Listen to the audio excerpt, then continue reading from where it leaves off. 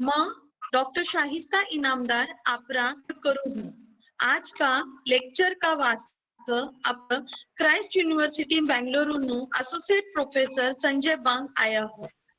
वह थे forest act 2006 का उपक्रम इका वास्ता मनमोहन स्वागत करूँ हूँ।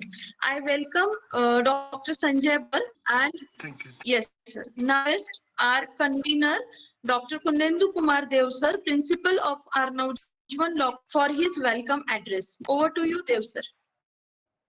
Krishna, good morning to one and all. Today is the day of the virtual lecture series, and we are on the fifth phase of the series. I am very much glad and happy. Dr. Sanjay Bang, Associate Professor Test University, has accepted our invitation to be a part of this virtual and has taken the initiative to lecture on the impact of the Forest Rights Act 2006 on the forest people. These forest people duly means they are the people. At the present context also, I would like to highlight some that certain people or that the tribes are interested to have the common social life. They want to be aloof. I hope sir will give the details of these rights, what are the rights of these people, indigenous people, and what type of living is going on present in the modern era also. So I welcome you, sir. Thank you, sir. I welcome the participants, my students who are regularly taking part in this virtual class and the verge of this virtual class because tomorrow will be the valuation. I do know. So I hope the maximum students will for them. So I also welcome them. I welcome my faculty members, the persons who have contributed for this virtual lecture, two coordinators, Mr. Makarandra Pandey sir, Dr. Sahista Inamdar, for making this success. With these few words, I conclude my greeting. Thank you very much. Over to Sahista. Thank you sir. We are here in phase 5 and so our topic is regarding human rights. We have seen what human rights are, what are the human rights section. We have even experienced the story of transgender. We have discussed about triple talaq and the struggle of Muslim women. We have seen various aspects. Now we to look into what are the other living creatures and the indigenous too have their human rights. Plants and animals even their rights. So today I request our senior Makranda Pandey sir, who is the co-coordinator of this virtual lecture, to introduce today's guest. Over to you, Pandey sir. Yes, thank you, Shasta ma'am. A very good morning, all the participants, Principal Dr. Dev sir, my colleague, ma'am, other faculty members, and my dear students. Community means the members of the community who reside in and who depends on the forest or forest lands for bona fide livelihood needs, including scheduled tribes. Central government came out with the legislation, namely the Scheduled Tribes and Forest Dwellers Recognition of Forest Rights Act 2000 in order to address the long-lasting insecurity persons who are residing in forest from long time now are thrown away from there due to the strict applicability of the legislation or forced their dwelling due to state development investments.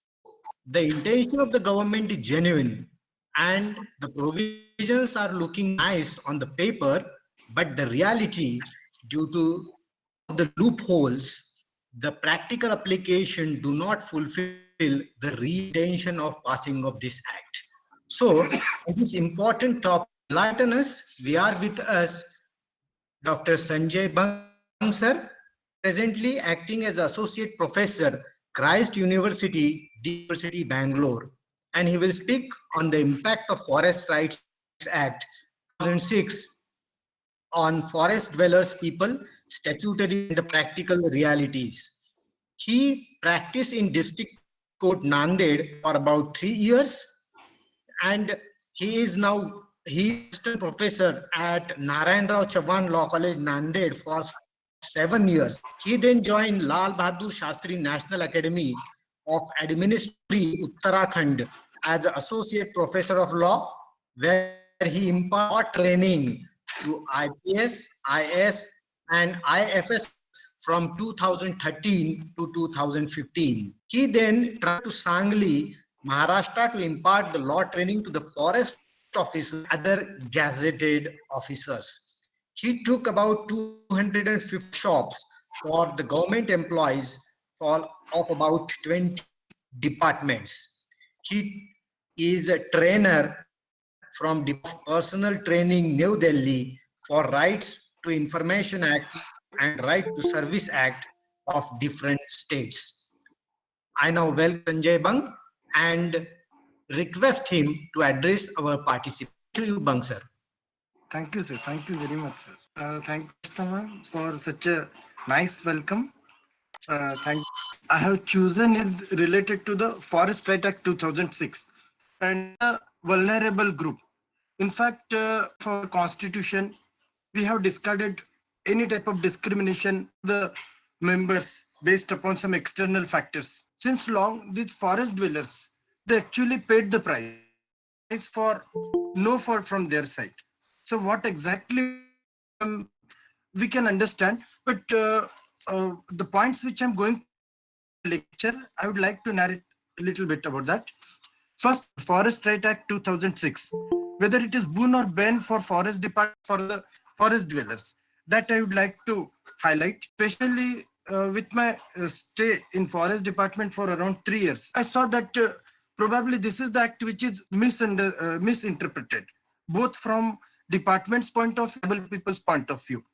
And in fact, when even the IFS officer of 1996, who was actually direct at that time, in fact, once also he said that this is one of the work which I have seen, and it is allowing the encroachment of forest department. Whereas when I was going on my own research, at one I started to realize that this Indian Forest Act 1920, which is the base for all legislations in forest, it had actually given me a feeling that it is one of the act which has created huge injustice. So I was little bit under dilemma. If I want to work with forest department, definitely I need to consider the policies point of view as well. And at the same time, this Forest Right Act was on a different platform. So I was little bit doubtful. And then I researched whether it is boon or bane for forest department and for the people. So this point, practical point, which I actually checked, I will cover first. Politics in forest legislation. Definitely when any law is passed, it should be passed with certain aims, certain long-term planning and all. But especially what I realize that all the forest laws, right from 1865 to this 2006, it's free from the political motive. Motive is of course required, but if it is just for the sake of politics, probably has to pay the price, and that I have observed all the forest acts. So that I want to check, and in fact, it is not exact Forest Act 2006, but to highlight my point, the politics in forest legislation, I would like to talk about some of the rights related to animal, whether animals right or yes, then up to what extent we have recognized those rights. When Act 2006 is talking something about that, all those points I would, and based upon few facts, as I was having discussion with Shaista ma'am, talked on this aspect, and then the recent incidents all of come across, and that incidents of the elephant related around a year back, that incidents had that are we really developed? Is it the correct time? We need to, this corona time had given us a deeper insight that are we progressing into a right direction. So some of the animal rights I would like to cover. The next point which again I want to cover is related to human rights dwellers and the Forest Right Act. Up to what extent the Forest Right trying to sort out the human rights which these people deserve since birth, since their generations together, and undoubtedly practical challenges which we are facing for the implementation of this right. Those things I have decided in general. Now, before I switch for the topic, I would like to narrate these few points so that you will understand meaning. After all, we people are from law side, and interpretation should differ. We all know very well. So that's why I want to start with the meaning of forest only. So the Latin term forest means outside. From this Latin, this concept forest has been derived. So the word forest means out, the reference being to a village boundary or fence, and it must have included uncultivated and uninhabited land. This is of the forest. See, technically speaking, the legislation, neither the Indian Forest Act nor the Wildlife Protection Act or the Forest Conservation Act 1980 or even this Forest Act 2006 talk about the definition of forest. Definition which is given in Forest Right Act, Indian Forest Act, talks about forest means forest as per Indian Forest Act. So not cleared even in the Indian Forest Act 2006. So I'm using the word here meaning and not the definition. But anyway, I got this definition from the Oxford Dictionary. So I thought that I should share this thing with you. A large tract of land covered with trees, roads sometimes mixed with pastures, the trees growing in such a tract. So this is the Oxford definition related to the term forest. Now we all know very well, since time immemorial, since the existence of planet Earth, forests are part and parcel of our life, all the living creatures. And when we consider our country, it's a vast country, no doubt largest country in the world in terms of geographical area. And I'm here talking only about that sense only, geographical sense. And from today's point of view, Madhya Pradesh and Maharashtra, these are the two largest area which covers the tribal population. Tribal population. So in geographical area and number of tribal population as well, these two are the largest states in our country. But the beauty lies in our country. We are having tremendous diversity, from bare and snowy mountains in the north to tropical rainforest in the south. Yes, I have personal experience when I work in Mussoorie for around 2 years. To complete the distance of 40 kilometers from Dehradun to Mussoorie, taking around 10-11 hours. 10-11 hours. Because of, whereas, of course, Nasik is one of the best city concerned, but in my city, Nanded, the temperatures may cross even 46, 47 as well. And recently, what we have, has touched around 50. And some people are claiming that the name should be changed from Chandrapur to Suryapur now.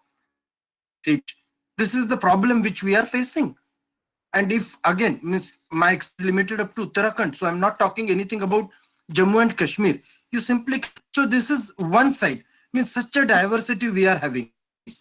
Again, if we see the right desert in the west, in Kutch part of Rajasthan, whereas every year we are facing the flood problem earlier in Assam and now in Bihar as well. Probably Assam is the state, not only in India, according to best of my knowledge, in Assam is the only one area rather than state which has shipped because of the flood only. Because of the flood, this decision state government had undertaken. So such a diversity we are facing. Forests have been the traditional abode of man, especially in India. The rishis and acharyas, the monks have produced a forest culture by rivers and streams on the Himalaya heights. Especially if you refer few of the ancient texts, though I don't have that much of study, but still like Patanjali Yoga Sutra or Gheran Sanhita. Next, if you see all these rishis, they spend their lives in forest, all those things. And from their literature only we realize entire life into the forest. And we can say, though I don't have any references, but from then only the forest actually developed in our country. So now moving further, I would like to talk about the steps.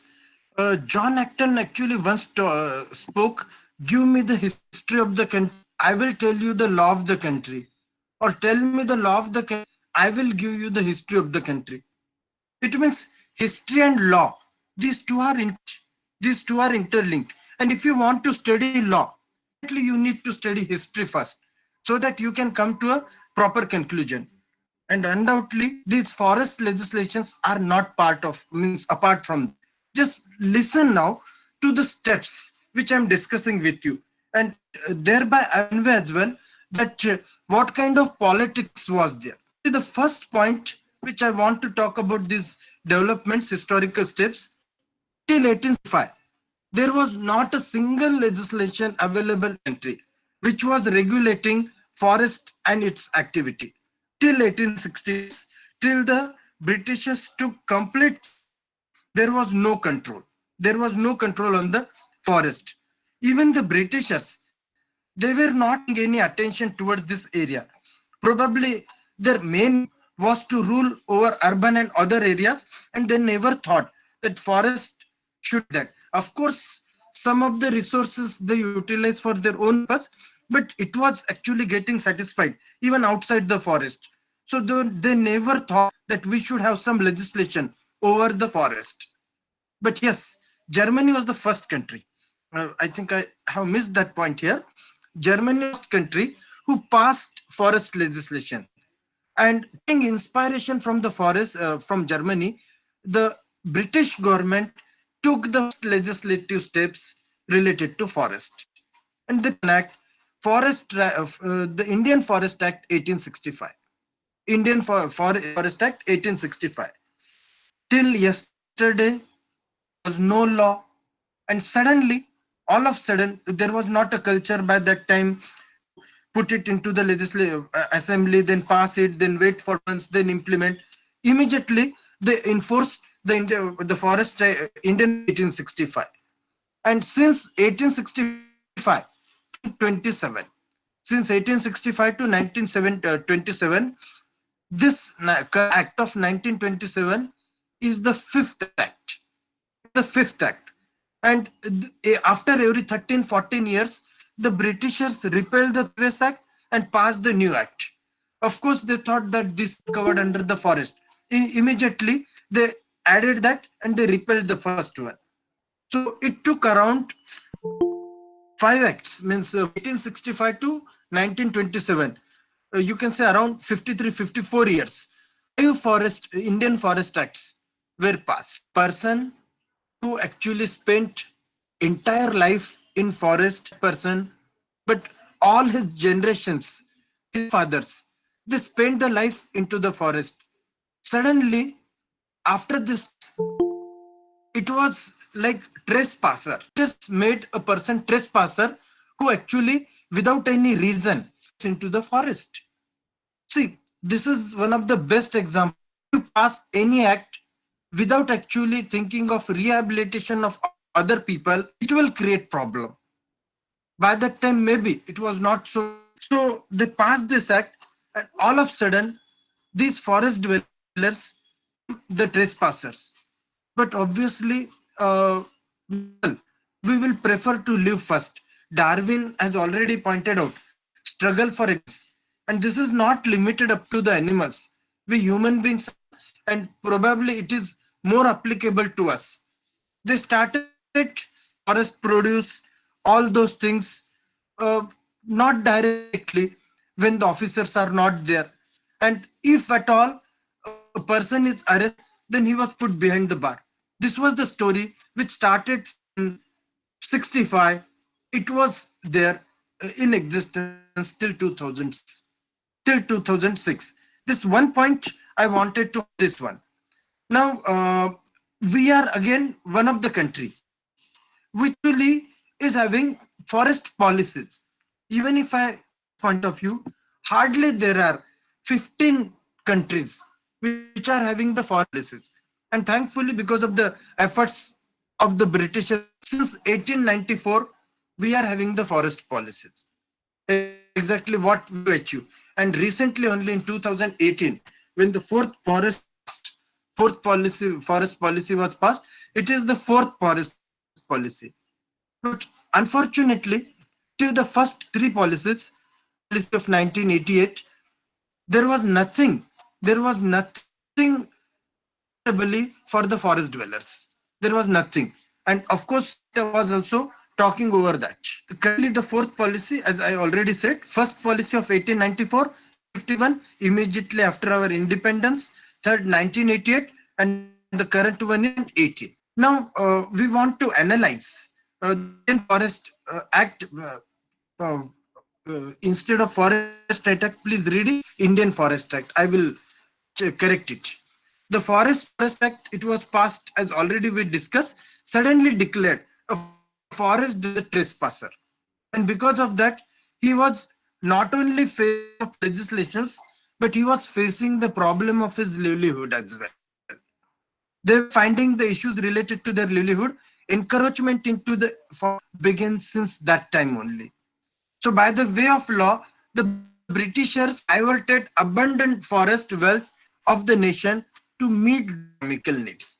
Undoubtedly, they took the benefit for their own benefiting once they realized that this is the area which was not taken up till now. They entirely focus on that area, try to make the law as stringent as they can. So since 1877, then 1891, in this way, 18 as well. So all five forest acts were passed in that time. So as a result, tribal people and forest dwelling communities who had been living forest in harmony with the environment and the ecosystem. Well, actually, no doubt, what we are claiming that we are scientific way. No doubt about that. We are taking pros and cons into consideration. But during my stay with Sangli, once I went to Satara, in one of the area of Satara, where thick forest to find forest in western Maharashtra. But still, where we went, we suddenly noticed a little bit blood. The person who was accompanying us into the forest, simply with the blood only, he said that this is the blood of. We were shocked. We simply said, how can you identify that this is the blood of deer? He was around 80 years old. Then he said, I have spent my entire forest. And just see, without using any chemical laboratory, any forensic lab, he directly came to that conclusion. It means these people are more close to the nature than us. And that's a reality which we cannot solve. And I saw, means this experience I have taken, and most forest officers, they always used to say, sir, whenever we get confused, we ask to them. Let me give one example as well. When we are the one who know law, we interpret the law. But one very funny example I want to share with you.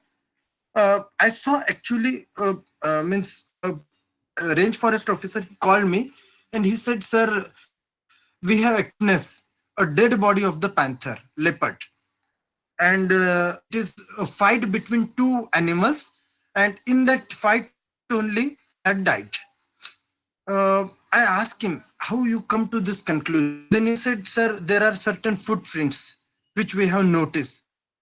And if the bird is actually dying in the fight, then the other animal must be a strong. So we come to the conclusion that it must be tiger. Tiger. Of course, we don't have lion in our Maharashtra. So that's why that possibly not the possibility. So tiger must be there.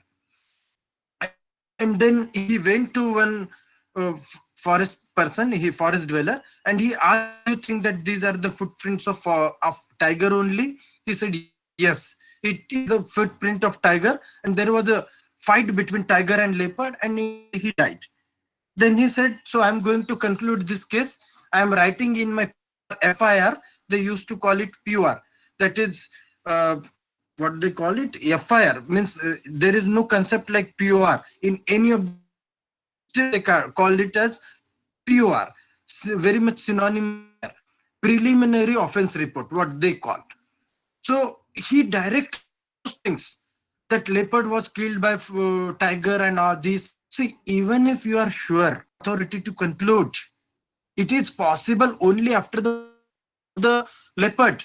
Doctor may give that evidence, but you don't have that right. This is the way through which the acts are officials. That's the big problem. Whereas that person correctly pointed out, it's are of the tiger only. So what I mean to say, that the more closer, means they are closer to the forest than us, to maintain the balance between the ecosystem. Till now, means till 1865, it was like that as well. Passed this different forest act to protect their own interest and to achieve. See now, the point where which this question I raised of people, for not for a single time I got, and finally I come to my own conclusion. See, the Britishers did not protection of wildlife, protection of wildlife, just for the sake of their own interest of hunting. They were fond of hunting, that if we include the animals there, we go for hunting, we would be in problem. Intentionally, they kept the wildlife.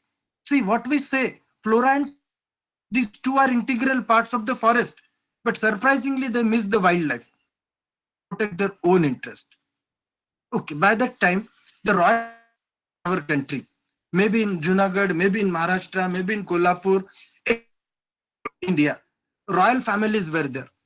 And even if today to Kolhapur and if you visit to Royal Palace, you will find there are number of photos where hunting was shown.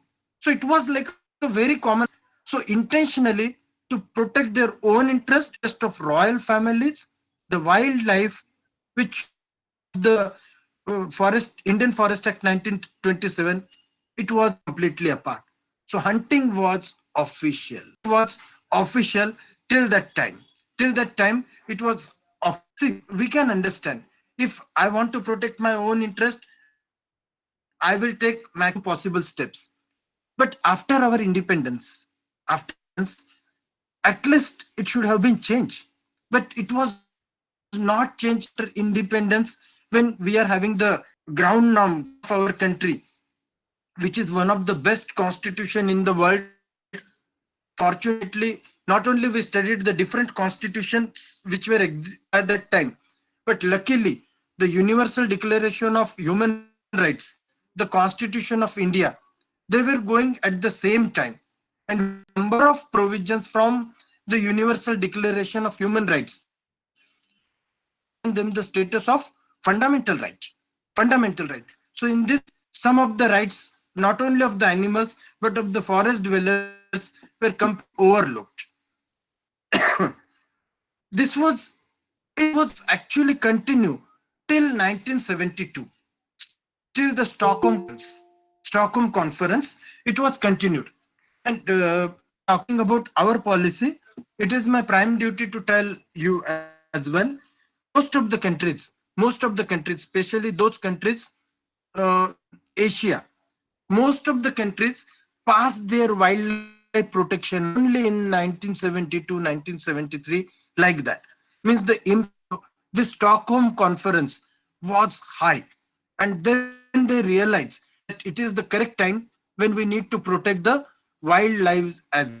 And see, because of that only we are facing huge problem. As I said, 5 minutes I will little bit divert from my topic, but I want to discuss rights of animal as well. And because of that, this last year's incidents, elephant, what happened in Kerala, I think all of you are aware.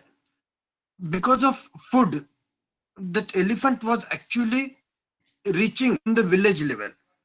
People had given her a pineapple, and in that pineapple, suddenly they actually put all the bombs and all those things. It actually black tongue of that elephant. See, these wild much smarter than us. They are cleverer as well.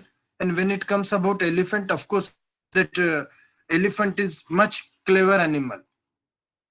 Still, that elephant went into the pond and just dropped the tongue over to feel what kind of pain that elephant was feeling by the time we simply. The same thing. Number of cases are pending. The Salman Khan, all of you are aware.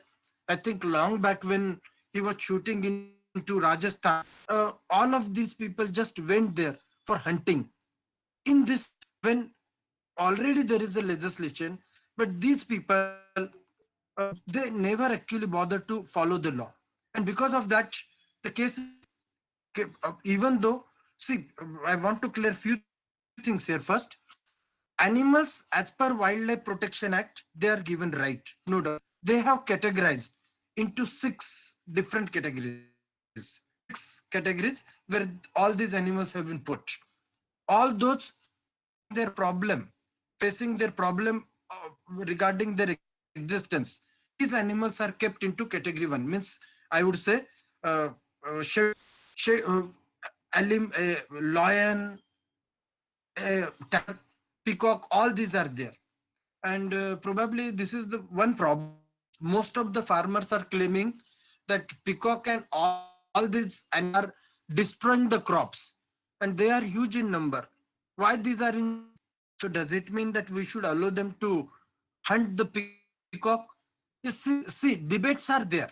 Debates are there. But the problem is here the position was worst. That's why law is little bit strict. These animals are there. Leopard and all these animals are in schedule second B. Now the example from Nasik only I would like to give so that all those who are from Nasik can understand. See, if you go Dindori, Vani, that type by that side. One of my forest range officer, he is working in Dindori. Last year when I met him, then he said, "Sir, most of the time I'm facing the problem of leopards here. Leopards, the reason is Nasik is a good area, especially the crop is fine, and the animals are getting the opportunity to hide themselves. The same thing you may not observe if you come to Vidarbha region or Marathwada region of Maharashtra. And because of that, the claims are pending. Now, some of the villagers even went up to the extent to claim that allow us to kill leopards. Every day they are killing our cattle. Even man animal encounter also they face for number of times. See, these are the primary things which we have been observing. But if we go into the depth scientific study, what we are claiming, if we study all, you will find the root behind that. Are they coming into our area or we are entering? It's a big debatable question. And when I studied the nature of leopard is almost like dog, almost like dog. Even if you take the leopard and put 100 or 150 kilometers apart from that area, definitely he will return to his area. He will return to his nature of leopard. So this one nature itself is enough to stand. Are we entering into their area or they are entering into our? And probably with the passage of time, this will rise. It will. So these animal rights we need to protect. So before 1972, there was no any act which was protecting. Yes, is there anything in Indian Penal Code? Can I expect from your side? Section 427, 49. These are the two sections related to mischief. Certain protection was given to the animal, but it was very, very difficult to prove that. It was very difficult to prove that. Why? These two sections were like ornament. These were like ornament. It did not give any proper utilization to the forest. My dear friends, I would like to request, now I will come back to my topic. But in future, if you want to work something for forest, study the Forest Right Act in isolation without going into the depth of the animal rights. Animal rights. Just allotting the rights to others will 100% never serve the purpose and maintain the ecological balance, and it is possible only by maintaining the animals. See, because of time limit, I could not discuss into the detail. I talked about some landmark cases only, but there are number of cases where even today also, if you go to Vidarbha of Maharashtra, you will find what kind of atrocities they are creating over the animals, including the tigers, snail. This is really a worse situation. Unless we protect rights, it will be useless. Though directly these two are not interlinked, already exist. But unless we take these steps, we won't implement successfully the Forest Right Act 2006. Now, the Constitution of India is our ground norm, as already we Part 3 is applicable to all citizens of India, including the scheduled tribes. All of us are aware, so I don't want to talk in general about these. The preamble of the Constitution talks about the social, economic, and political justice. Social, economic, and justice cannot be delivered only in the court. We need to see around as well. So justice from economical and from political point of view. The problem was 1972, means still the Stockholm Conference, the Constitution also talked almost nothing about the forest dweller people, or particularly about the environmental and other issue.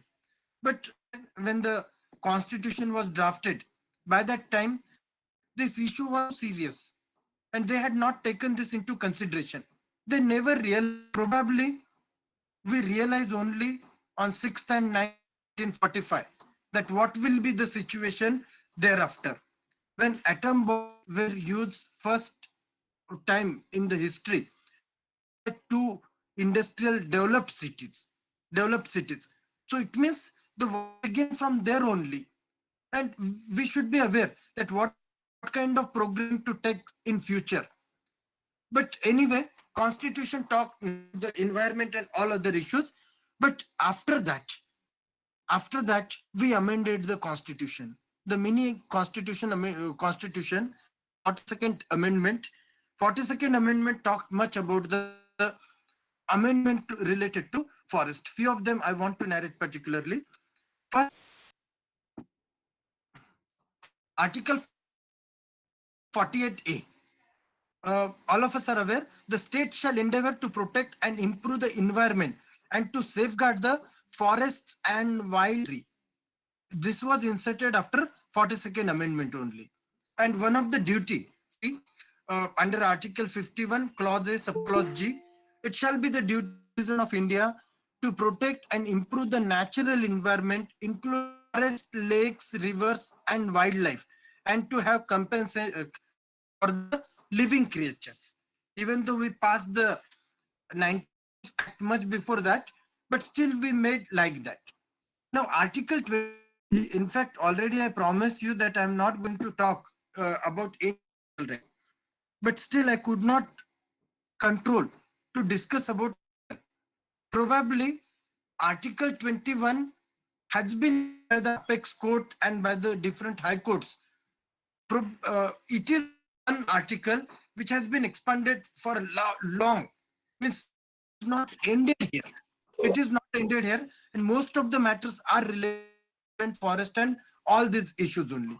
So Article 21 has a major role here. Now, the forest, particularly for forest, took place after Stockholm Conference only. See, forest was brought under the ambit of concurrent list. It was brought under the ambit of list. Earlier, it was part of state list, and because of lack of uniformity in our country, we were facing. So finally, the government of India decided that forest should come under a bit of concurrent list, so that state as well as center can take control over the forest land. And now, just after 4 years after this amendment, in 1980, one of the landmark legislation was passed related Forest Conservation Act 1980. Forest Conservation Act 80. Now, before actually converting any land, any forest land, I mean to say, any forest land purpose, non-forest purpose, you need to take the prior the central government just for the conservation of forest. Till 1980, our approach was different. It was for the protection of. But after having forest policies, different state laws again, we could not protect the forest. We could forest. And finally, the government of India passed this Conservation Act, and their aim was change from protection, but for conservation as well. So protection and conservation, both things were carried simultaneously. So this was one of the step taken by the government of India by bringing for into the concurrent list from the state list. Now, regarding the scheduled tribes population, some of the developments I would like to you. Now, see, India is having the second largest scheduled tribe population, Africa continent. I'm taking Africa at one. Yeah, on other hand, I'm not comparing with any country. With African continent, I'm comparing. So the second largest population we find in India only. And according to the census of 2000, the number of scheduled tribes population in India is approximately 11 crores. 11 crores. And again, means official. We don't know exactly about the unofficial. Tribal people who were historically dependent on forest for their livelihood displaced from their native land and started their demand of their livelihood from 1865 to 2006. It means a long span of 141 years. 141 year is not span. Even in fact, 41 year itself is not a short span. 140 generations fought for their right of livelihood. But unfortunately, no attention was paid. Some of the major developments I have actually taken for you. First one, the Universal Declaration of from 1948. This is applicable to all human beings. It's tribal people are not different. They should also, they deserve this right more than us. If I say, probably it won't wrong. Second one, the constitution of our country. And both of these documents were adopted at the end of 1950s, means around 1950. And in 1989, when this convention place at international level, Indigenous and Tribal People Convention, 1989. I don't know reason, but still, till 2006, signed this convention. We didn't sign this convention till 2006. Surprisingly, Nepal, who is our neighboring country,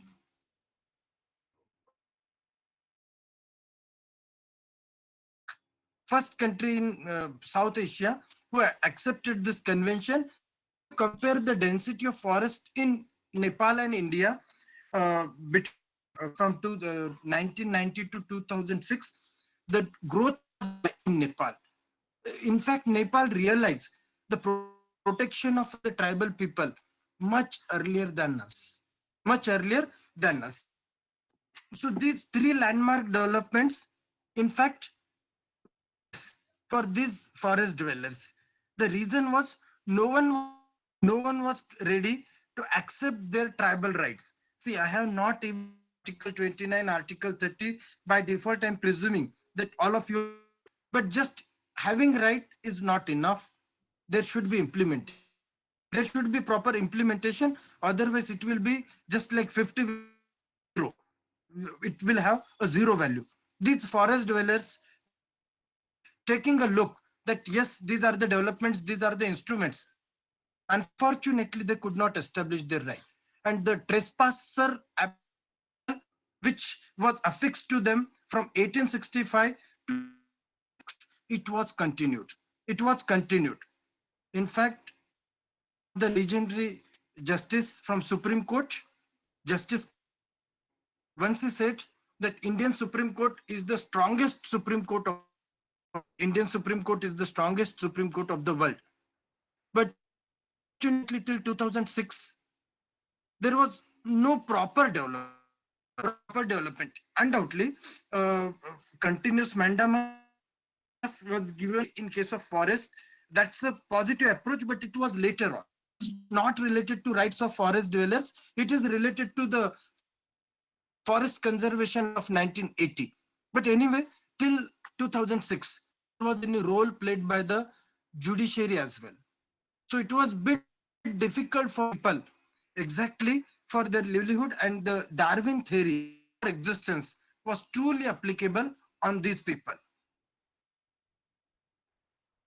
So, some of the steps, definitely I put steps, and I won't say that till 2006, till 2000, nothing from the legislation's point of view. The first forest policy, the third forest policy of 1988. Why I used forest policy? After that Forest Conservation Act of 1980, first policy, and since 1980 only, it was started that yes, we need to amend the forest policy as well. And finally, in 19 passed the National Forest Policy of 1988. And in that National Forest Policy of 1988, concept was introduced by Government of India, and that concept was related to JFM, Joint Forest Management. Joint Forest Management. The idea was good. West Bengal was the first state to introduce this concept into our country, and then followed by all. But the problem was the base upon which this JFM was settled. It was not so proper. The debate even unended even today as well. See, forest rights, especially some of the rights were given to them. In return, you will protect the forest. You will protect the forest. So forest people, they were taking the benefit from minor forest, and they were protecting the forest as well, as they were aware forest more about than these forest officers. But what's forest department even today is claiming, at least in Maharashtra picture is like that, the forest department is claiming that the distribution was from profit. Distribution was from profit, whereas the people are claiming that distribution was not from distribution, was from total earning. It was from total earning, and because of that only the joint forest management system has not successful. The reason was it was a system. It was not a legislation. It was a policy, and all of us are aware policies are likely to be changed. Legislations and binding force was absent there, and because of that, not proved so successful. It would be a bit difficult to say that joint system is completely a flop show. Not like that. In cases it worked as well, but because of this one point regarding the distribution, it was not like a stable concept at any time, 1988 to this year as well. So, and the development into the joint forest management system was PESA, Panchayat Extension of Scheduled Tribes Act. Panchayat Extension of, I would say that it is one of the good steps. It has actually taken a step towards the Forest Right Act. Then your joint forest management system, it had recognized certain rights and liabilities as well. Problem was there regarding the implementation. This Panchayat Extension Act, this was not made applicable to whole state. See, in Western Maharashtra, this PESA is not applicable at all. Hardly it is one or two panchayats only, but almost you can say 0%. If you come to Marathwada, in Marathwada only one district, that is my district, and it is because of Kinwat region, which is considered area related to forest. That's why it is applicable in in Vidarbha region. It is applicable. It is applicable, and that's why benefit and all those are limited up to these states, means these areas which are recognized under this PESA Act. And that's why, again, limitations were there. Certain limitations were there. One of the limitation was the settlement of the claim. Settlement of the claim, that was a problem which actually the PESA faced. But I would say it is the first act. It is the first act around of 130 years, which actually had given, which had given the hope to the tribal people that definitely will come when we will have certain right, certain act like recognized, and settlement procedure will be easy. And that's why PESA is the first step towards the Forest Rights Act of 2000. So after having different forest laws and policies, not stop the encroachment of forest, and we started to lose the forest slowly but steadily. In future, if you get the opportunity, I would request you to please go to the Sanjay Gandhi National Park of Borivali, close to Nasik. Even though in Mumbai, only 3 hours time to reach there. And if you take a look in that Sanjay Gandhi National Park, uh, I don't have any stats with me, but half of the area is already encroached. Half of the area. Just the cost of any land in Mumbai to area like Borivali.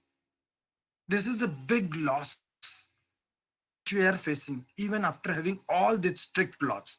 Today, that Sanjay Gandhi National Park is, means in my opinion, is not different than any garden. That's what my question is. Maybe I'm incorrect here, but this is my prima facie observation. So it gives a lesson that just passing the law is not enough unless we problem in proper. We need to understand the problem before and after that as well. Before and after that as well. Have you ever imagined why the Naxalite area, thank God it is limited, I would say. It is limited in Gadchiroli district of Maharashtra or some part of Chhattisgarh region. Any reason for these things? Why not in Nasik? Why not in Aurangabad? The reason is, see, these people actually showed their aggression. I'm not at all justifying that. I'm not at all justifying that. See, they started with this aim into their mind. And then the people actually shifted their concept from this to that. And this has taken a different shape completely. One of the observation which I have, Naxalite movement had started because of such kind of forest laws only. The people, they lost their livelihood, and then they faced their, and after that they had nothing to live, and they started. So first thing, we need to consider about all these possibilities, prior possibility and after possibility as well. Otherwise it will be a bit difficult.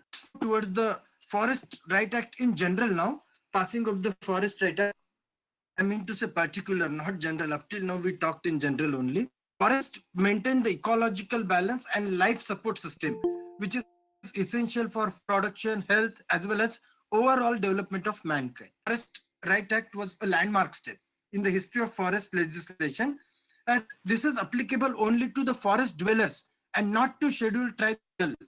Yes, specifically, I have mentioned that point. Till now, I talked about scheduled tribes.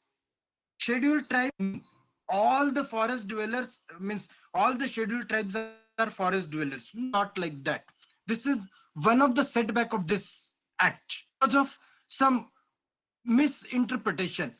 Number of claims are rejected, and if you have gone through the decision of the in 2000 December 2018 in Madhya Pradesh, when Supreme Court asked 11 lakh 80,000 people, I repeat, 11 lakh 80,000 people to evacuate land with immediate effect, who could not settle their claim, who could establish their claim, I mean to say.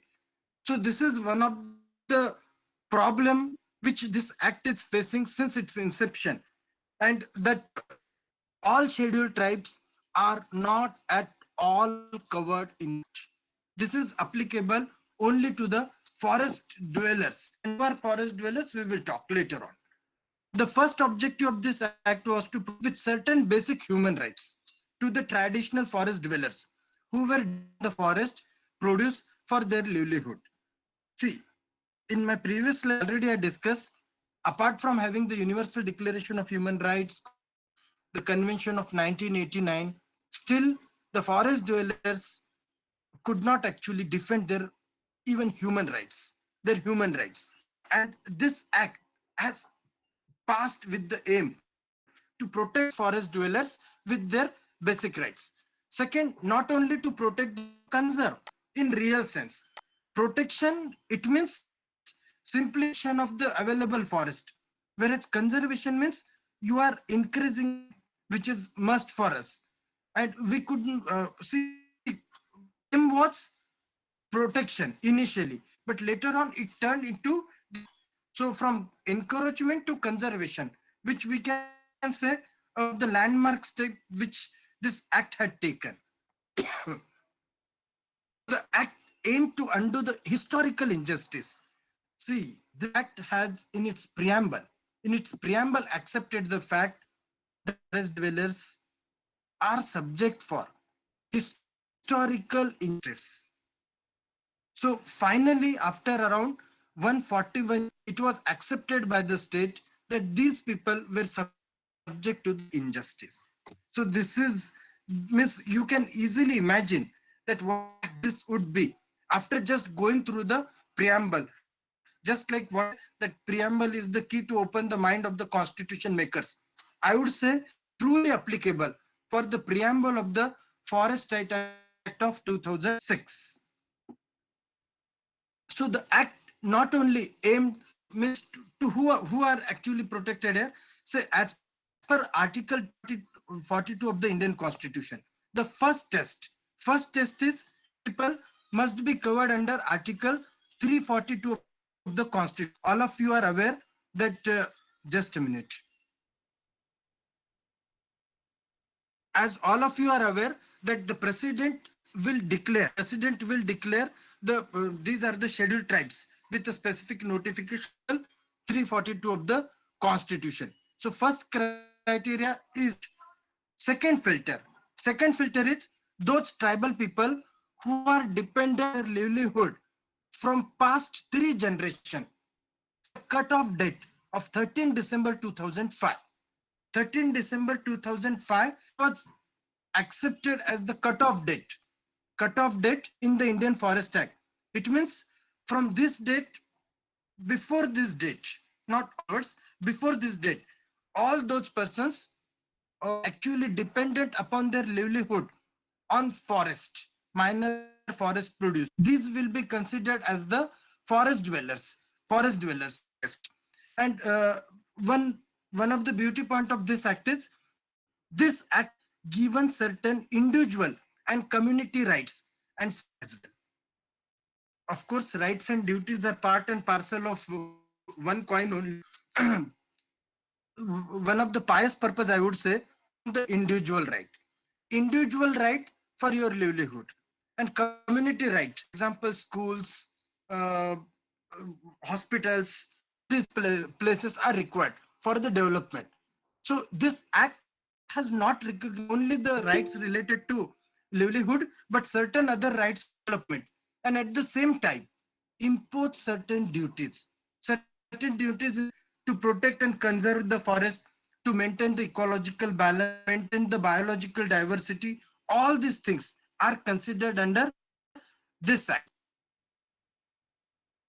So after long years, finally the ground now of the country constitution laid down that no one, I would say, in 2006 only, the aim of the constitution that no one should be discriminated on the basis of caste, race, religion, gender, and region was come in reality. Other mere picture. It was a mere picture. And see, I won't call as a persons from backward side. In fact, on 6th of December 2004, when tsunami took, we all know the coastal areas like Tamil Nadu or Asia, Sri Lanka, Andaman, Nicobar, Andaman particularly, all these places were badly affected. Badly affected. When it was analyzed, what kind of loss was there in Nicobar? The loss was almost negligible. The reason was these forest dwellers, they went to the deeper forest. They realized that in tsunami is going to take place, which we could not identify. But they understood. The reason is they are closer to the nature. They are closer to the nature than us, and easily they could identify what is the situation which is going to happen, and they protected their life. So I would say they are much developed, they are advanced than us, which we could not stop. They stopped. After all, you cannot, but anyway, the loss was minimum. That's the point which I want. Article 29 and 30, of course, rights related to cultural rights and all this came into picture after the of this act only. So in that sense, this act has settled number of settled issues. So finally, the certain basic rights, individual community rights, all these rights have been given to those people after 5 years. And Forest Right Act has identified 25 years for one generation. 25 years for one generation. It means 6 generations were passed. 6 generations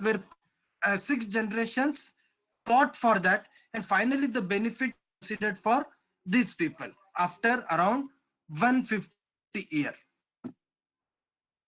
Now impact, definitely we need to analyze, and then I want to discuss about the which individual rights are considered and how. The first one, the act on one hand has given certain rights, and on the other hand certain duties on the forest dwellers to protect the forest and try to make the ecological balance between the two. See, ecological balance, how it is clear with one concept. Once actually the Australian government, I don't know exact the reason behind all, but they permitted the hunting of foxes. Fox. Suddenly, the government of Australia declared that we need to kill the fox, and accordingly, it was implemented. Hunting went there. The reason was, means after hunting of fox, the population of rabbit increased simultaneously, and these rabbits actually cause huge damage to crops. And at one point, the government of Australia realized their mistake, and they took away simply through this one example. I would like to say that this ecological balance is very, very important. Slowly but steadily, all of us probably have analyzed during the time of this lockdown that exactly what is nature and where we are taking it.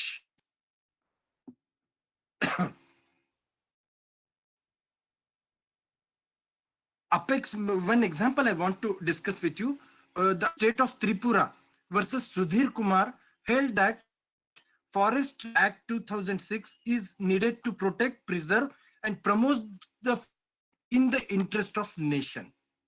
See, if you just refer this distant about the opinion which was taken by the Apex Court, what the court said, not only to protect, preserve, the aims, no doubt, the legislature was carrying since 1980, but promote the forest wealth in the interest of nation.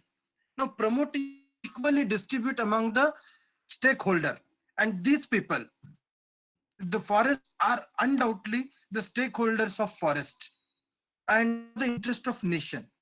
If we are getting developed and I think since long, since my college day only, we used to 2020 we will be superpower, but 2020 was totally different. We never imagined that kind of situation will come. So see, if we are ignoring some of the sector of the society, it won't be the true sense. It won't be the development from true sense. So the that we need to distribute the forest wealth equally among the stakeholder in the interest of nation, so that the nation will objectives and it will be distributed equally among the stakeholders. See, one impact I would like to share with you. I have from Madhya Pradesh government's website. You can please check this one. It has shown a positive impact not only on the forest land, on the rights of the people, but the forest land has increased 3,000 to 3,222 square kilometers, 2011 to 16. This is what Madhya Pradesh government has actually mentioned their website related to the means apart from protecting the tribal people. Now, which rights are granted? Please understand, this is probably I'm touching to the gist of this act now. Uh, uh, 16 rights are recognized, but all 16 rights are recognized under these four main headings.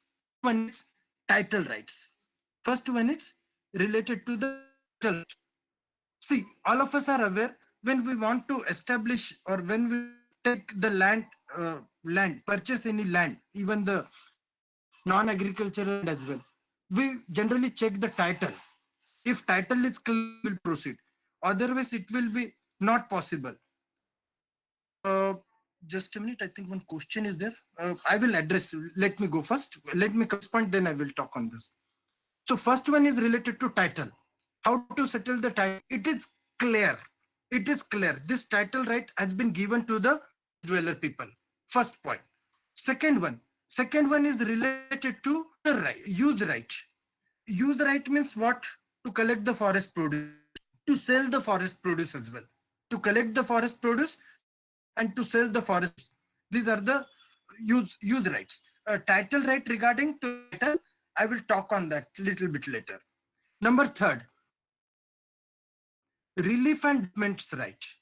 Now, relief and development right means if the land is occupied, if acquisition of land has, it is the responsibility of the government to rehabilitate these people. No doubt, see, we need to consider the situation from both point of view. First of all, we don't want to change. We don't want to get change. Even in one city, if I'm living in a corner of city, and if you suddenly ask me to go into the B corner, I'm ready for that. Such kind of claims would be there. But human values, which is considerably uh, one of the example I want to share, though by that time the forest right had not passed, but still that was discussed properly. So I thought that I should share with you, not related to settlement of claim under forest right, but the settled claim, only claim, which was one of the dream project. With certain limitations, it actually could not proceed further. What was expected that 2 lakh people will stay in Lavasa, and right now even less than 20,000 people are living there. Less than 20,000. The reason are problem which the corporation, Lavasa Corporation, is facing since 2004. That is the amount which was given after the displacement of land to those people was completely negligible, and they were asked to go anywhere else. Nearby city is Pune, where the cost of living, all of us are aware what kind of cost is there. One more example I want to share with you, the city of Amravati. I'm not talking about Maharashtra's Amravati, I'm talking about Simandra's Amravati. And number of people are still claiming that what was given was totally negligible. So this one problem was identified Forest Right Act, and this relief and development right is considered as one of the major right. And fourth, forest management system. Forest management systems, the settlement of claim at village level. Go and knock the doors of the court, where the case may take years together to settle. At the most, you need to approach to the district level. First one, you see, I'm not using gram panch, I'm using the term Gram Sabha. I means, of course, the act is using the term Gram Sabha. Sabha is the primary institute where you need to approach. This is related to granting of claim.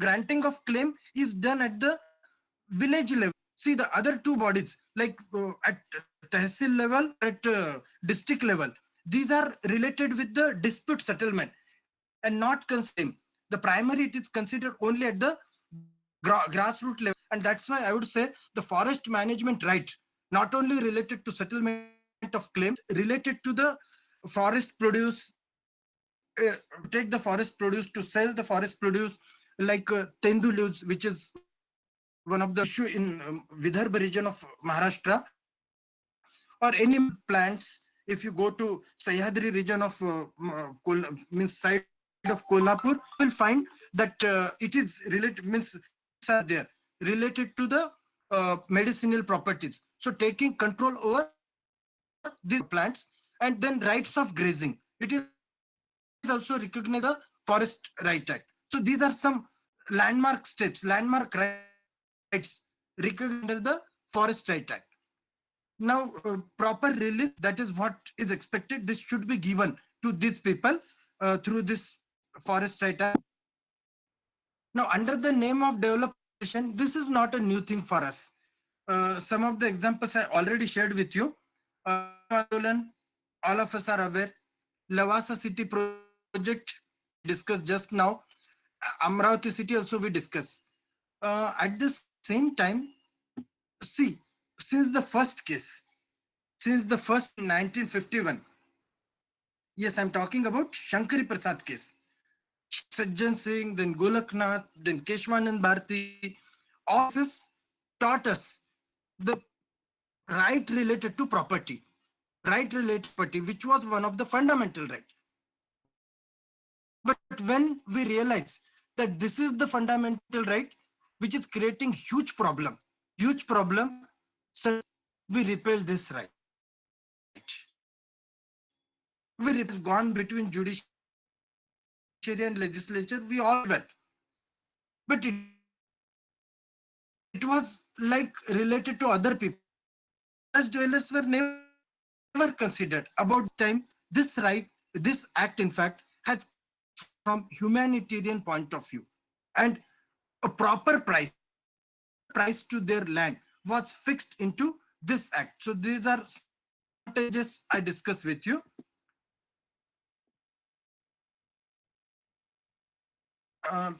Already I talked on that, but still I would like to highlight, considering the non-awareness about legal rights.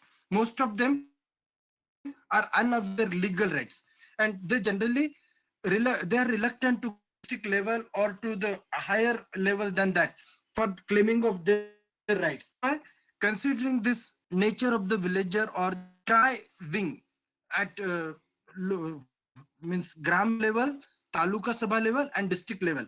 These three are set. The composition I would like to discuss about gram sabha, and more or less this followed in the other two as well.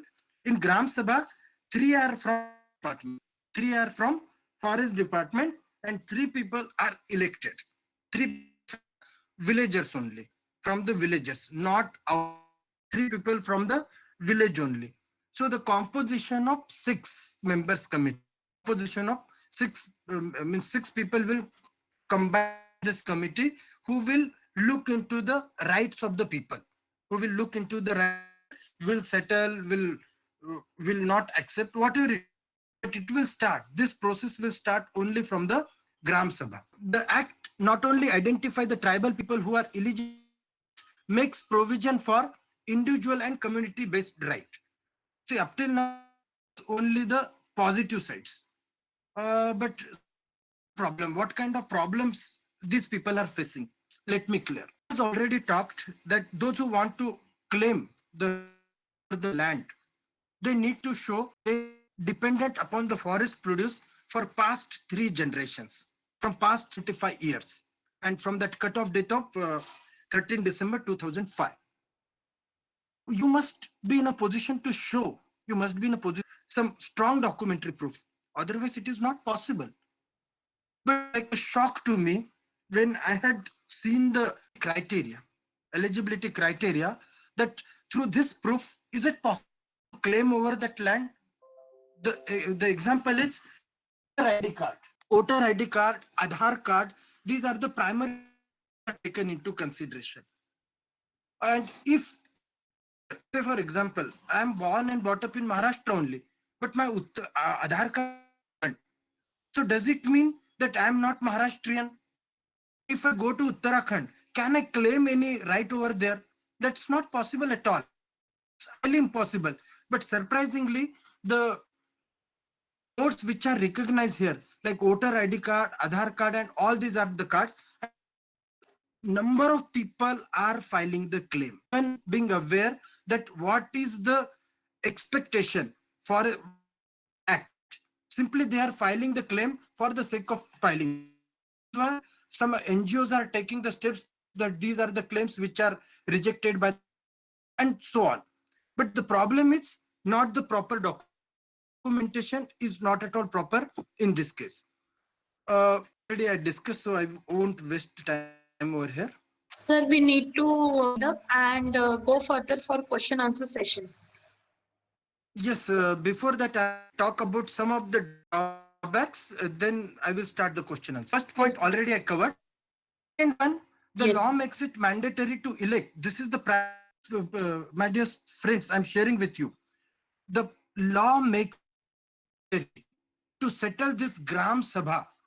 One fresh election should be conducted, and at the same time, the forest appoint three people, three persons from their few of the Gram Sabhas I visited, where I saw Gram Sabha elections never took place from 2000. You can say from 2008 when this act was implemented. From 2008, it means almost 13 years. Do you think status of Gram Sabha is valid today? Can they handle the claim? Are illegal. How can they settle the legal? But this is the practical problem which are being faced there. I have to conclude now. The distribution of the land is influenced. That's a big drawback of this act. Already I discussed. IFS officers are claiming that Forest Right Act against their interest, and this act has led to the encroachment of forest. Not fair. Whereas the forest dwellers, they are claiming that this is act which was sought from all 140 years. To establish the claim is not easy. And recently, only in December 2019, which was most of these people, when they realize that the government of India is giving rights through this Forest Right Act, they simply filed their claim. Otherwise, it is a bit difficult to find out that the Supreme Court in can displace 11,80,000 people while only. That's highly impossible. The media is one side of the picture. That's also not fair. Whereas states have filed the affidavit to the Supreme Court. We need certain time. It is not limited up to Madhya Pradesh, whereas the states also have filed the same thing. Maybe again, to protect their own. Is this the reason? We don't know. But finally, the Supreme Court has put the stay order over it. Just one point I would stop the presentation. I can share the presentation. It is my humble request. Please see the debate. It would clear all the debate between Forest Department and forest dwellers. So much part of the Sangli Kundal Forest Academy, where used to impart the forest training to the range forest officers. And the training was for 18 months. I taught them IPC, evidence, some part of CPC, Forest Right Act, all other Forest Act, but not Forest Right Act. It was shocked after enactment of 15 years of this act, still this is not part of their syllabus. On my personal counter, I requested, which is actually the central wing for this aspect, I requested that this is the must act. We should incorporate this act syllabus. But up till now, Forest Right Act is not being taught. That's why forest officers are taking to legalize the of land is the only role they are having, which is totally incorrect. Whereas just by showing the Aadhaar card or your OTP, people are claiming. If two wings are going in opposite, how can we expect that the human rights will be properly followed? Conclude by saying just having the acts are not enough. Aim of this act is pious, but I am afraid we could not protect the complete human rights of the forest, and those who really deserve are far away. They are not it. And in future, if you get any opportunity to visit to Brahmapuri area in Indrapur, Vidarbh region, I met to one of the person there, Gangude. His surname was Gangude, something like that. He actually 2 lakh rupees income tax. Income tax. I asked him only through forest. He said yes. Within 10 hectares, which is the maximum ceiling, 10 hectares, he cultivated some of the medicinal property plants, and he earned huge amount and paid 2 lakh rupees income tax.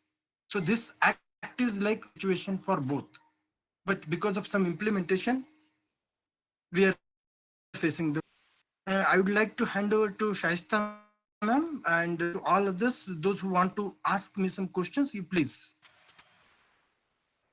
Sir, can we have the presentation stopped here? Yeah, surely. The screen sharing? Okay. Yeah, I will. Just a minute.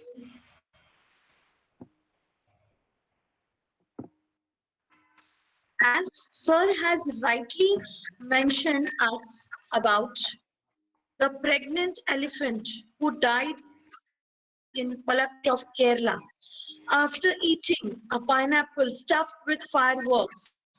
It had sparked outrage across the country, prompted a criminal investigation into cruelty towards animals. I would like to point out even one song I want to dedicate.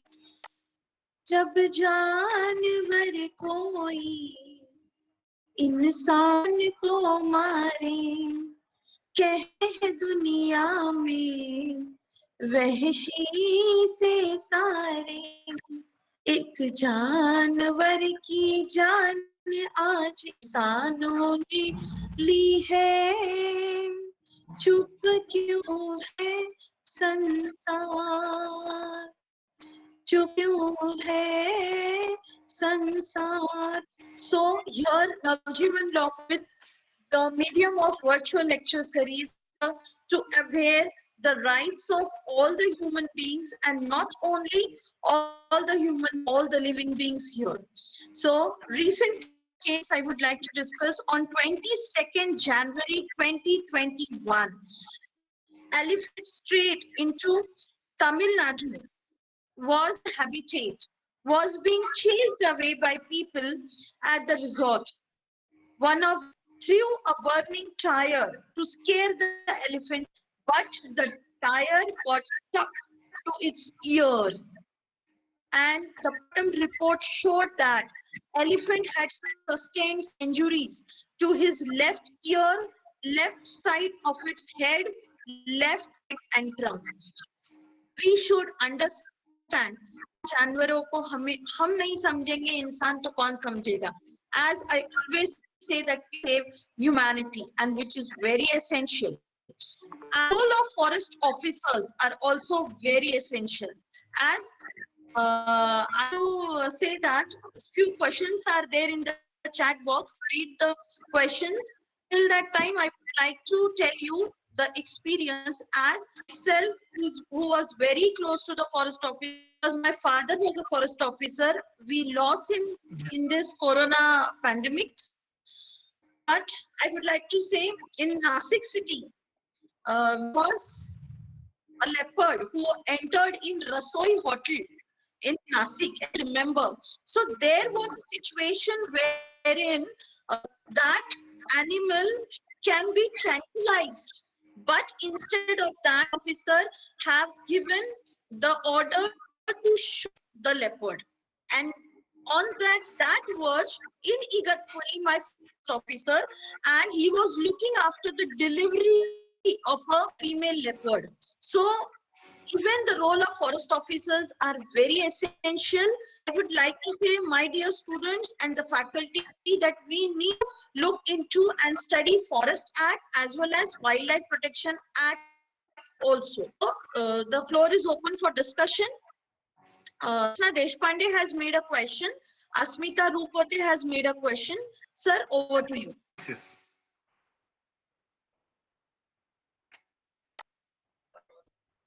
Yep. Would you please unmute yourself and ask me the question? Hello, sir. Yes, yes. Sir, my question is regarding the Goa Molim protest. Thousands of Goans have gathered against a series of government projects it will erase large chunks of forest land. And also the most saddening part is that these three projects have been, they have been cleared by the ministry during the lockdown period itself, where because locked in the lockdown phase, we were not out, and they passed such a crucial projects in during this period. Like it involves of felling of near about 1 lakh trees near in the Bhagwan Mahavir Wildlife Sanctuary Park on the border of Goa.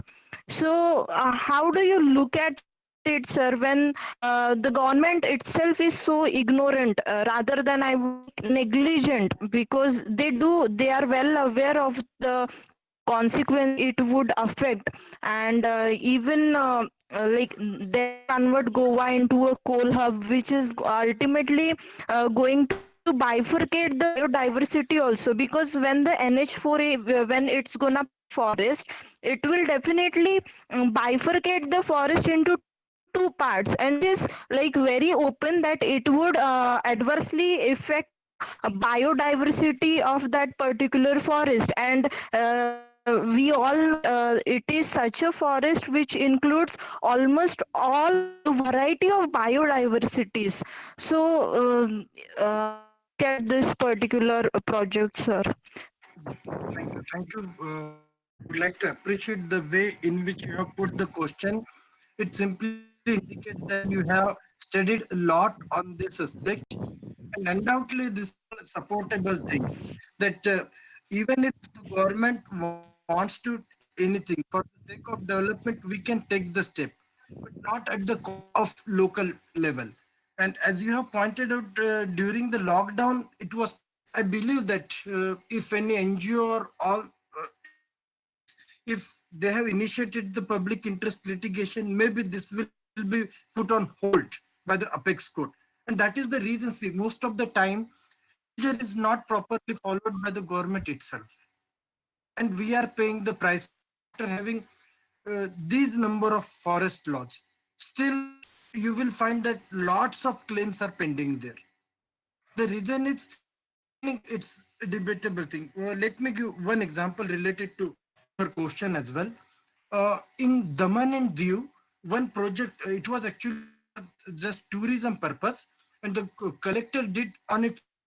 There was a debate between the, you can say, revenue department and the forest department. In fact, those two are interlinked departments still. Forest being part of the, means it's a part of concurrent list. By that time, it was supposed that tourism, a forest activity, definitely not. Whereas collector was supporting by saying it is eco-forest tourism. And that's why I never got the permission from the central government. See, now, unless we actually make the laws simplify, and if we create the technical hurdles, it would be a bit difficult. I think the step which was taken, to me, it is incorrect. It is not correct. During the law which was passed, and I do support what the people are claiming. It is incorrect, and definitely it will affect on the culture of the forest. It will be divided into two parts, and definitely the strongest source of tourism on for Goa, it will get diluted somewhere. Sir, next question is from another participant. And that regarding animals, when it can orders to shoot at sight orders for animals, then why not for the hunters who See, this shoot at sight order, it is generally given by the principal chief conservator of forest, which is the highest position state level. And considering some of the facts, like uh, uh, mm, in 2015, it was ordered Nilgai means to shoot at sight. The reason that it was destroying the crops and all. Still say that it was not the proper step to shoot, but it was actually forest department, means by the PCCF only. As far as the your question is concerned, that why not for the hunters? Hunting is for your own purpose, whereas this is of nation, interest of nation. If you remember, long back in, I think it was in New York only, from zoo suddenly tigers and around 10 lions, they came on the road. They came on in the situation. What would have happened? In department, police department, everyone worked together, and because of suddenly that a lion is following him, they started to run. They were not having any other option except to give the order of shoot and sight to save the bigger loss, small loss. That's what we actually we can adjust, and that's why that might be the reason granting the permission. The PCCR will think over all these aspects, then only he will give these orders. Okay, and the last question here: what is the limit in forest land acquired for scheduled tribal for purpose of agriculture? Okay, it is overall 4 hectares. 4 hectares means around 10 acre, you can say. Up to 10 acre, they can actually cultivate for agriculture purpose or for any other purpose. Yesterday only, one of the range forest officer from Nasik, Devre, he actually called me and he said that they call it as bits, 10 hectares, 350 bits we have already given for the Forest Rights Act purpose. And now the people are requesting, we want to dig the well there. 350 wells? Just imagine what will happen. What about your flora and fauna? It will get destroyed. Of the object which you must follow, that is to protect the biodiversity, and it is not for your self purpose. So that's why this is the maximum which is given. They cannot sell. It can be passed to the next generation. But say for example, if I'm getting the forest land, want to sell it to you, it's not possible. Maximum selling is 10 acre. 10 acre means 4 hectare. Okay, so there are more things. One is regarding that any provision or law for the sake of life of animals in case of emergency. They have quoted example forest in US, and another one is regarding Batangua plantation. Your views, sir? Okay. As far as the fund is concerned, is there any provision related to emergency? In fact, it is the responsibility of the state only to maintain all those. But unfortunately, Indian Penal Code sections are not applicable. We can say this is their policy. But up till now, there is not strict law which is considered there. Otherwise, just imagine if a forest officer, he is hunting any other, and it is not at all possible, but we are just considering for the sake of example. It is a bit difficult to prove as well. So policies are there, but not as such law, which will compel them to take all these steps. And unfortunately, like one example I want to share, when the Dowry Prohibition Act was passed, Section 3, what it is saying, giving and taking both are offense. And that's why cases coming forward. Whereas if you take the example of 383 of Indian Penal Code, what's the problem there? 383, extortion, equally applicable. But the moment this Special Act was passed, General Act had gone. And in case of Indian Penal Code also, section 427, 429, which are since long, and Wildlife Protection Act has not, like Indian Penal Code will not be applicable, but still today also I have seen forest officers are only their laws and not Indian Penal Code in general, where the punishment is little bit severe as well. If you check the provision of 429, you will find the answer. Thank you, sir. Thank you so much. We shortage of time, so we will proceed towards vote of thanks. I'm sure more questions from the participants can be dealt with later. And sir will share his number and email ID also, so that any further if required, sir will be surely there with us. Yes, sir. I request Dimple Patil madam for proposing vote of thanks. Over to you, Dimple Patil. Ma'am, unmute yourself. Dimple Patil, ma'am, kindly unmute yourself. Yes. Am I audible? Thank you. Yes. Thank you, Shaista ma'am. Good afternoon, everybody. It is great honor and pleasure for me to express vote of thanks on behalf of Naujivan Law College, Nashik. I would like to express my thankful gratitude toward Mr.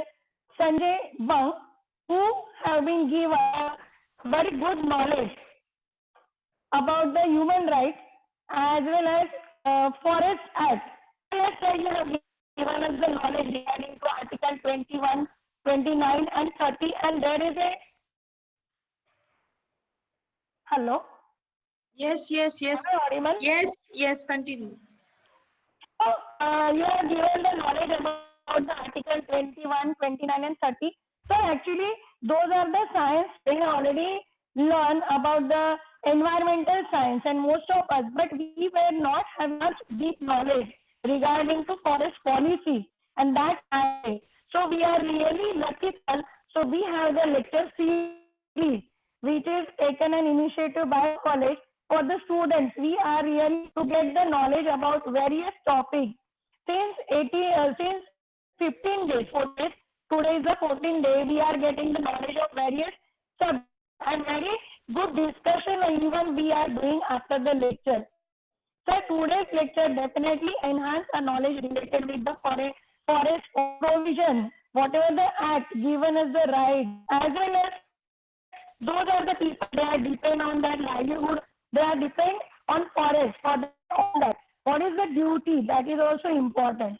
As being the a human being, as well as citizen of this country, we must know some rights. We must be aware about the duties what we have toward the nature.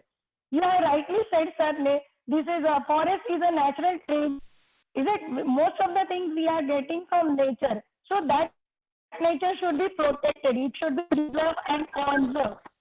That is our prime duty, prime action towards the nature. What we are taking every day by the nature. So we should return something by showing the respect. So because of that, at least we should behave properly and we should follow all that humanism related with as well as the other animals and even all the things which are enhancing our life. So I would like to thank you once again because of your valuable time which you have shared with us, sharing your knowledge about the forest policy act as well as human rights. So we are thankful to your kind cooperation for the lecture series, as well as I would like my thankful gratitude toward organizers, toward Apple sir, Dr. Kunlendu Deo sir, who given this students to get the knowledge about various topics, as well as I would also like to Makaranda Pandey sir, as well as Dr. Shaista Inamdar ma'am. She is lot of effort every day to organize the lecture, to make the lessons available, to give us the knowledge on various topics that are related issues, current issues that we were discussed. So that is really good opportunity for Naujivan Law College students. On behalf of I would like to thank to all the members, those who have taken efforts for series successful, and we are looking for the topic be discuss in this lecture series. So thank you, Dev sir, Makaranda Pandey sir, Shaisa Inamdar madam, and thank you. Thank you, Have a ma'am. nice day. Thank you. Thank you. Thank you. Thank you. Now I request everyone to on their videos, please, to have a virtual photo. On your videos, you can have a virtual photograph together.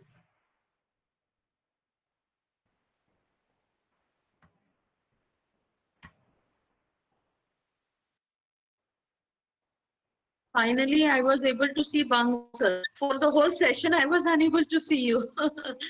Okay. So it was a very wonderful session, sir. Thank you so much. Great experience regarding the forest department and everything. It was very enlightening session. So I thank you all for this virtual lecture series. Tomorrow is the last day of our virtual morning. Tomorrow, day 15 at 11 o'clock, having our lecture series, last lecture, and in evening at we will be having a valedictory session. So I request you to join tomorrow for twice a day. Thank you so much. Thank you all.